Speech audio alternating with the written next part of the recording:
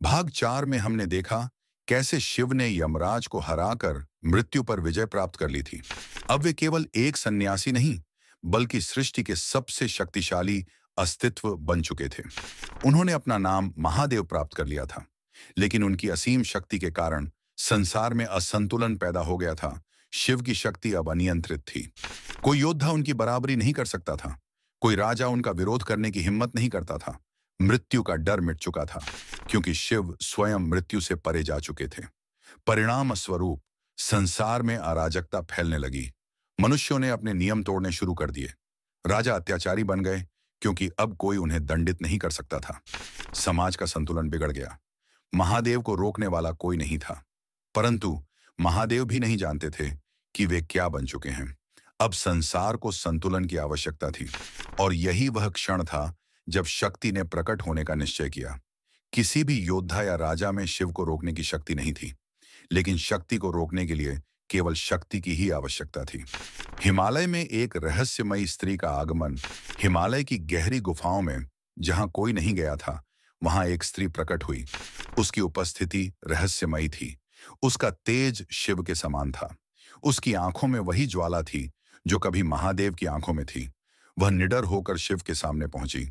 शिव हिमालय की चोटियों पर ध्यान मग्न थे। तभी वह स्त्री उनके सामने आई। शिव ने आंखें खोली और उसे देखा।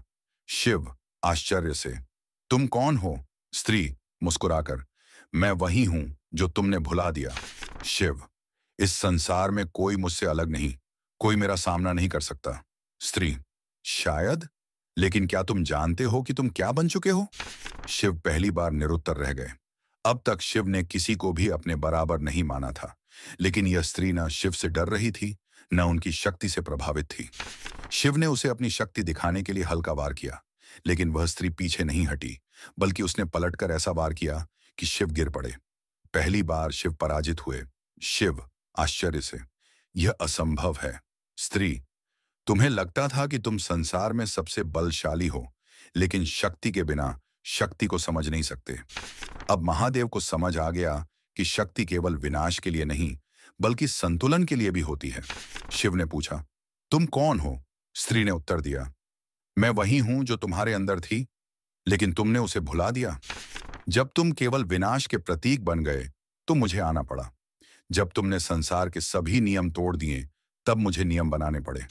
जब तुमने स्वयं को अकेला घोषित किया, तब मुझे तुम्हारे सामने खड़ा होना पड़ा। अब शिव को समझ आ गया कि शक्ति केवल युद्ध की नहीं, संतुलन की भी होती है। शिव ने उसे चुनौती दी, अगर तुम मेरी शक्ति हो तो आओ, मेरे साथ युद्ध करो। स्त्री मुस्कुराई और कहा, युद्ध नहीं, नृत्य करेंगे। शिव और शक्ति ने युद्ध नहीं किया, बल्कि एक नृत्य किया। यह केवल एक नृत्य नहीं था, यह सृष्टि के संतुलन का नृत्य था। शिव का तांडव विनाश और शक्ति का लास्य सृजन एक साथ हुआ। यह नृत्य इतना शक्तिशाली था कि सृष्टि ने एक नए स्वरूप को जन्म दिया। शिव और शक्ति अब दो नहीं थे, वे एक हो चुके थे। उनके शरीर का आधा भाग शिव का था, आधा शक्ति का।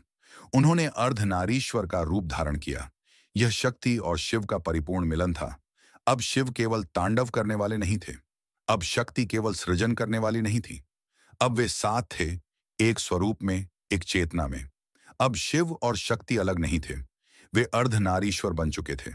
अब शिव समझ चुके थे कि न तो केवल संन्यास, न केवल शक्ति, बल्कि संतुलन ही सृष्टि का आधार है।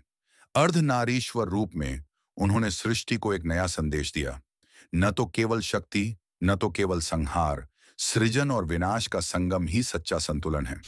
अब संसार में केवल युद्ध का भय नहीं था, बल्कि एक नया संतुलन स्थापित हो चुका था। शिव और शक्ति अब एक हो गए थे, संपूर्ण, संतुलित और सनातन। इस महाकाव्य कथा को पूरा देखने के लिए चैनल को सब्सक्राइब करें। धन्यवाद।